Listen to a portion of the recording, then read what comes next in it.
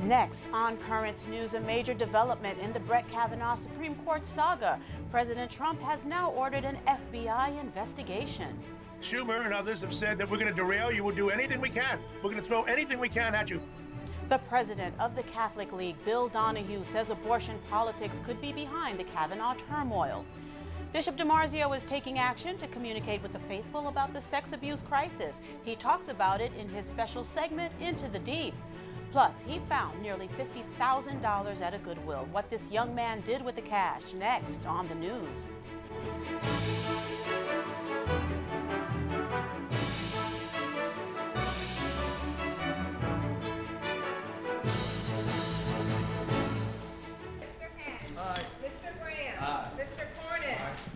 Brett Kavanaugh won a key vote today. He is now a big step closer to taking a seat on the U.S. Supreme Court. Good evening, everyone. I'm Liz Faublas. His nomination is headed to the floor of the Senate, but there's a catch. President Trump has made a big announcement. Currents News' Tim Harfman is here with the latest. Tim, what can you tell us? Liz, President Trump is ordering the FBI to launch a new but limited probe of the sexual misconduct allegations against Brett Kavanaugh. That decision coming at the end of a busy day when the Judiciary Committee voted to send the Kavanaugh nomination to the full Senate. But that didn't win approval until after Republican Senator Jeff Flake caused a stir. This committee has changed its procedure. This is the first time that it's conducted its business in this way. It was supposed to be a simple committee vote along party lines until this. Republican Senator Jeff Flake walked out, choosing to hold private meetings with Democrats. The hubbub happening before Flake would cast his vote to send the Kavanaugh nomination out of the Judiciary Committee and to the full Senate for a floor vote.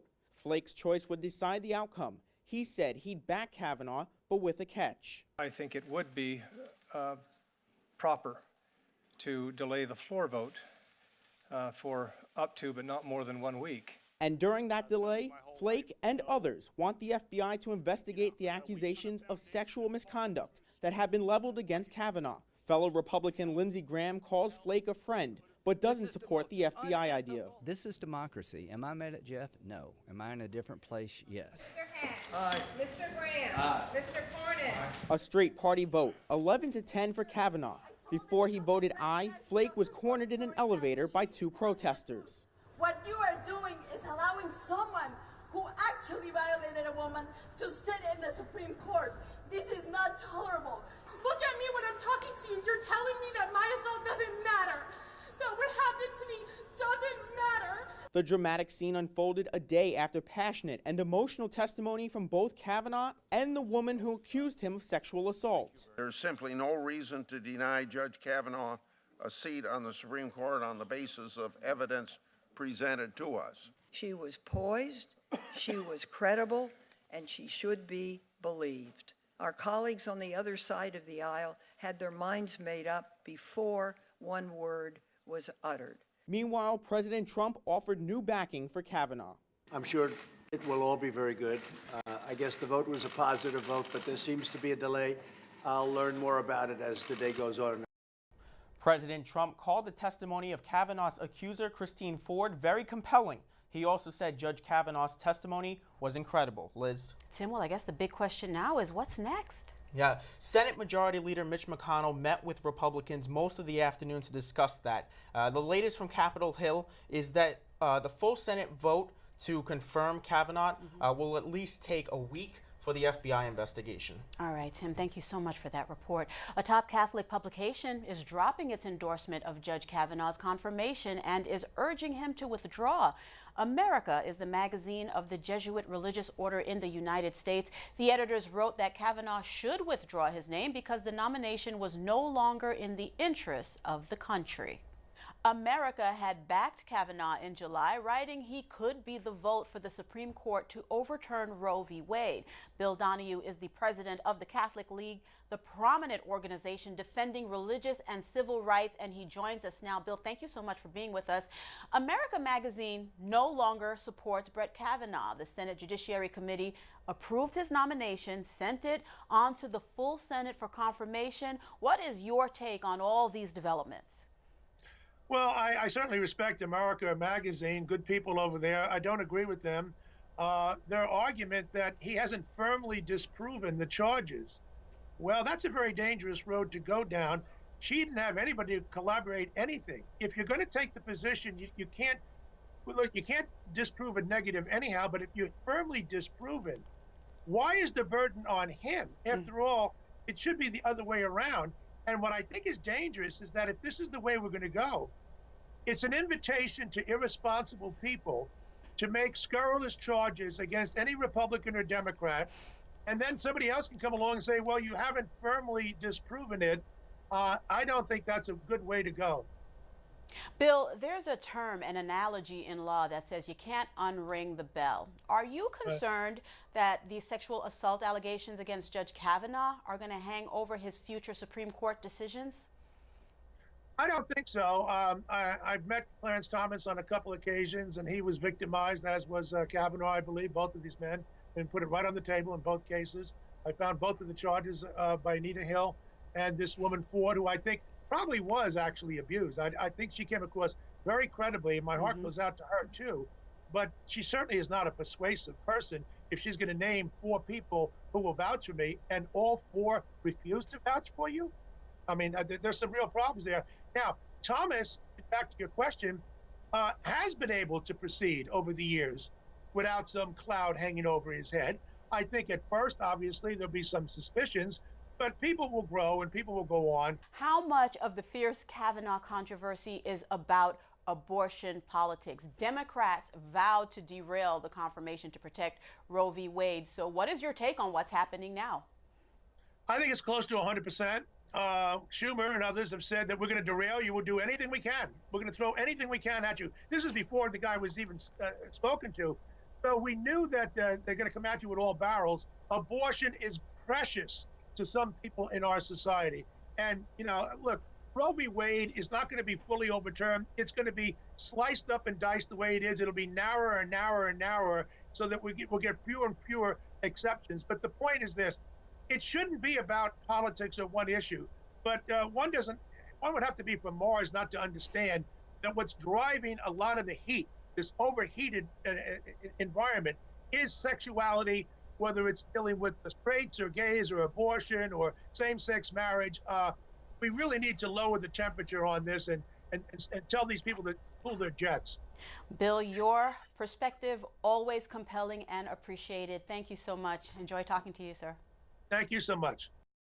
Pope Francis has defrocked a notorious Chilean priest convicted by the Vatican for sexual abuse. Fernando Caradima was given a life sentence of prayer and penance. He was found guilty in 2011.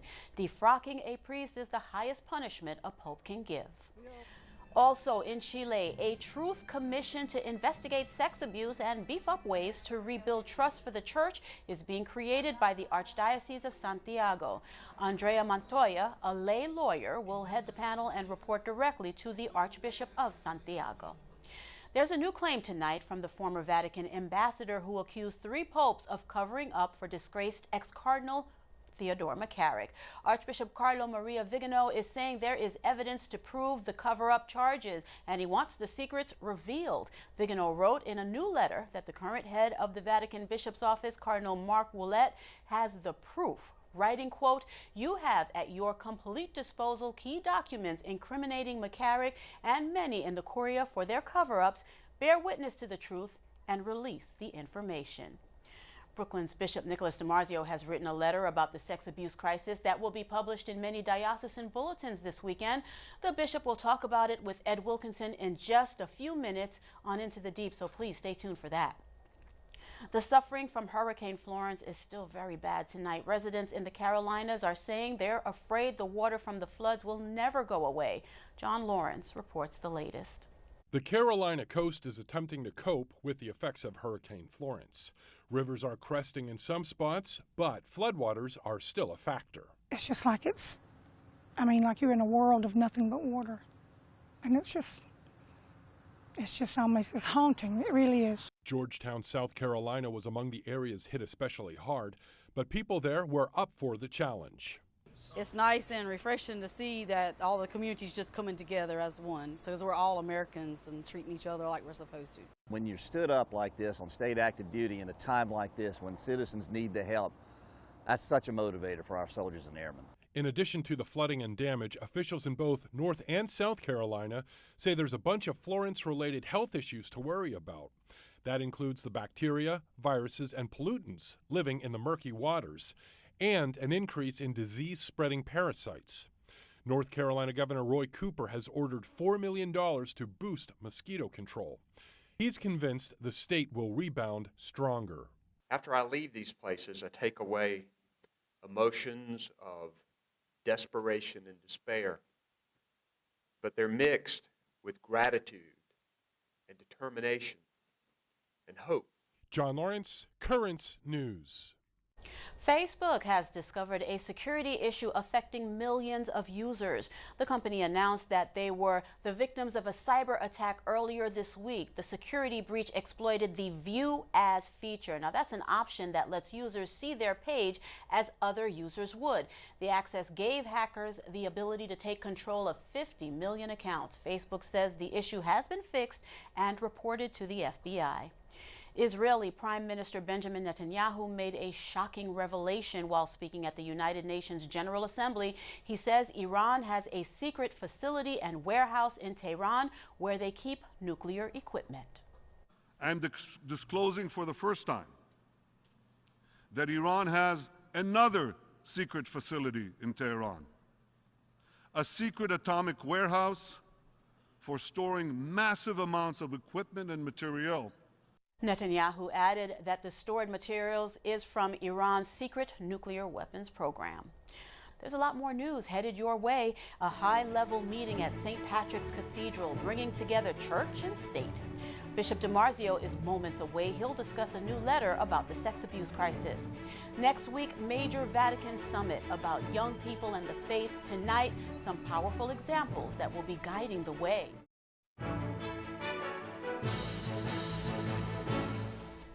The president of Cuba meets the Archbishop of New York in Midtown. Miguel Diaz-Canel is in the city for the UN's General Assembly.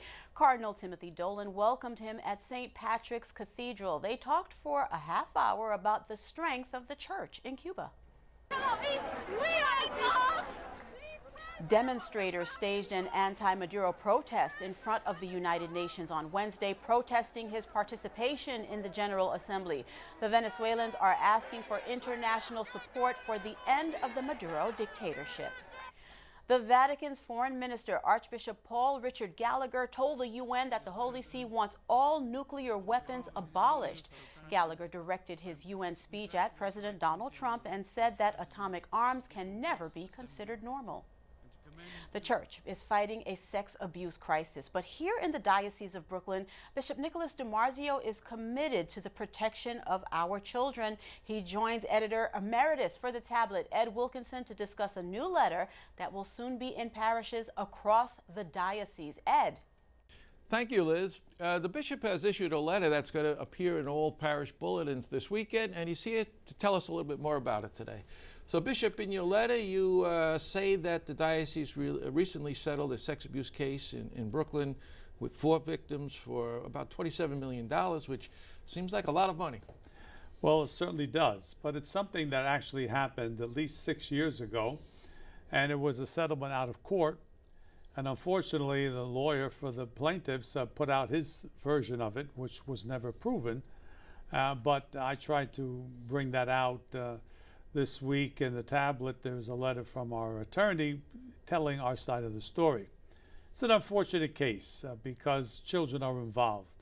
Now they're a little bit older, they're not even teens anymore, but it was a sad case where a volunteer, purely a volunteer, not somebody who was working for the diocese, not somebody who was registered with the diocese to be. It's not a priest. Not a priest. There was a volunteer, and just that it should have been looked at, and there was a mistake on the part of the pastor of not including him in the program. Not that that would have prohibited him working because he had no record before. Mm-hmm.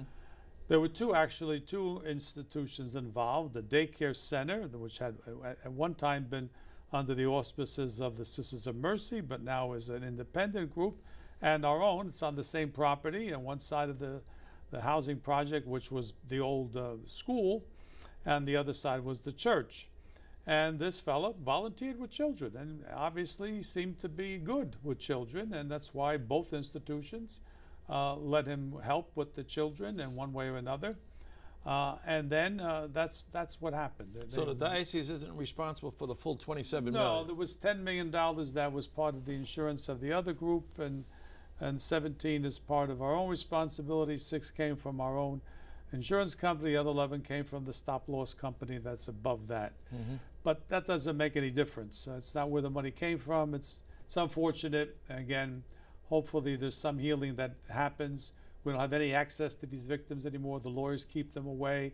There's no healing. There's no reconciliation. That's why these court settlements really are not the way to make anything work. Mm-hmm. Our own program of reconciliation gives us access to people if the lawyers let us talk to them. Many times they keep them away, feeling we might influence them, but we only talk to them after they've accepted the program or rejected it. Mm-hmm. On that side. You make a point in your letter that the money is not coming from donations that people make on Sunday.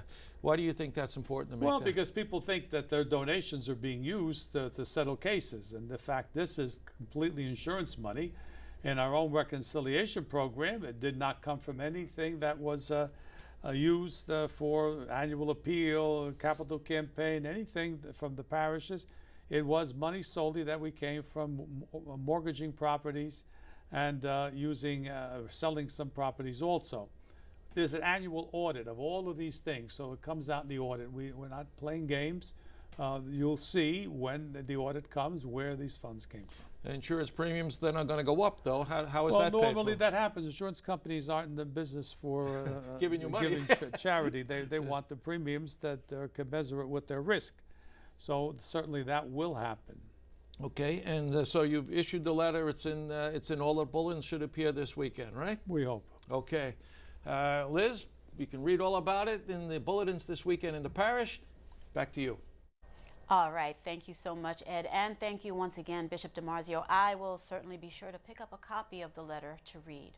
The Brooklyn Diocese has several important measures in place to fight sex abuse. The Office of Victim Assistance has been established to help individuals who come forward with allegations. The office provides counseling, referrals for therapy, other resources. Also important to note here, every employee of the diocese, including students, undergoes mandatory training designed to spot the signs of abuse and how to stop it. The bishop meets with survivors and listens to them carefully. One result of those talks is the annual Mass of Hope and Healing in the diocese. The diocese also has a toll-free and confidential sexual abuse reporting line. That number is 888-634-4499. And for more information, go to the Diocese of Brooklyn's website, dioceseofbrooklyn.org, and click on Protecting Our Children. In just a few days, the bishops will gather in Rome to discuss young people, the faith, and vocations.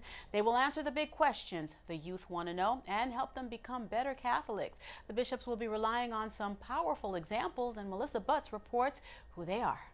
One of the surprises of the Synod on Youth and Vocations are its patrons. The informal list is entitled Young Witnesses and includes canonized persons and others in the beatification process. They all have similar aspects in common. They lived passionate lives with great ideals.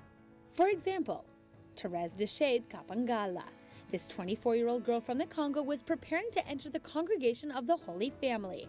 However, one Sunday she participated in street protests, and when the army fired on protesters, she covered a girl with her body and saved her life, even though she died.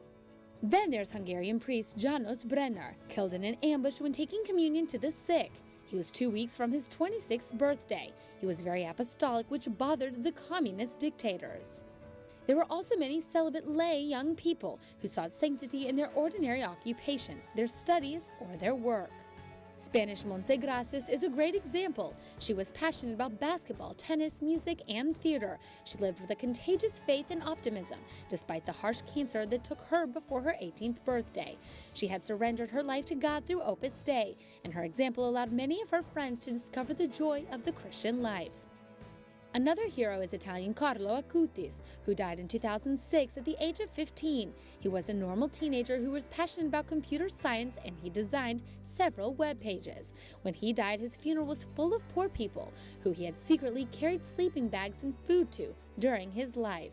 There are also young people who lived as saints while dating and throughout marriage. For example, Chiara Maria Bruno, a chemistry and pharmaceutical tech student who is dating Stefano. She died at 25, yet never lost her smile. She said she was not afraid of death, rather to die far from Christ. Also Carlotta Nobile, who studied art history and played the violin. While she was not always a practicing Catholic, she listened to a homily by the Pope and felt challenged to confess and take the faith seriously. She died in 2013 at 24 years old. In Rome, Melissa Butts, Currents News. Still to come on Currents News, a young man whose honesty helps restore faith in humanity, and what Pope Francis is suggesting to strengthen marriage. We'll be right back.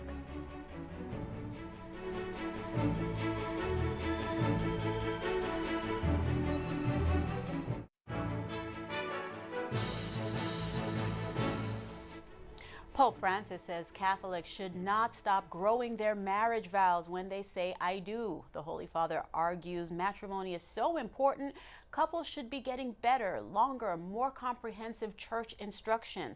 The Holy Father explained the additional formation will help the couples when they face the inevitable moments of difficulty. A young man working at a Goodwill center in California came across a package that was tucked away in a donation. When he realized what was inside, he was stunned. Now, what he did next will restore your faith in humanity. It's like a museum in here. You just never know what certain things are. And that's how it is most days for Jesse Diaz, sorting through boxes at the Del Cerro Goodwill. A lot of stuff useful, a lot of it not. Saturday started the same way. It was just a normal, regular day taking donations. That's until Diaz came across a box with some type of fryer inside. He looked closer. The box, there was tinfoil, and the tinfoil, I almost threw it in the trash. It seemed strange, almost suspicious. Curiosity got the better of him. And then when I opened it, it was 5 envelopes full of cash. I couldn't believe it for like a split second because I'm like, this is a lot of money. Like, is it even real, you know? Oh, but they were real. Every one of them. $46,000 worth to be exact. Diaz knows. He counted it with a coworker. It probably took us maybe like 45 minutes, you know, it was nonstop. Now, a lot of people might look at money like that and slip it right in their pocket. Who would know? After all, the people who dropped the boxes off didn't even realize. But Diaz felt an obligation. There's a lot of people that depend on us, and it's just the right thing to do. I didn't think twice. Tracking down who it belonged to, a lucky break there too. Goodwill Loss Prevention taking the time to check for receipts, and there was a match. A 79-year-old woman's husband had just died. Her daughter-in-law took the boxes to Goodwill to help clear out clutter, never knowing the money was stashed away. Diaz was there to give it back. And she was like, oh my gosh, like, unbelievable. And when asked would he make the same decision again, Diaz never hesitated. For sure, if it happened again here, I'll return it right away. That is truly an impressive young man. The family says the saved money was going to be used for a trip to Japan, but over time, they collected more than what was needed for that getaway, a lot more. That is Currents News. Thank you so much for joining us. I'm Liz Faublas. Set your DVR to record this program so that you never miss it, because we are putting your faith in the news. Hope to see you again next time.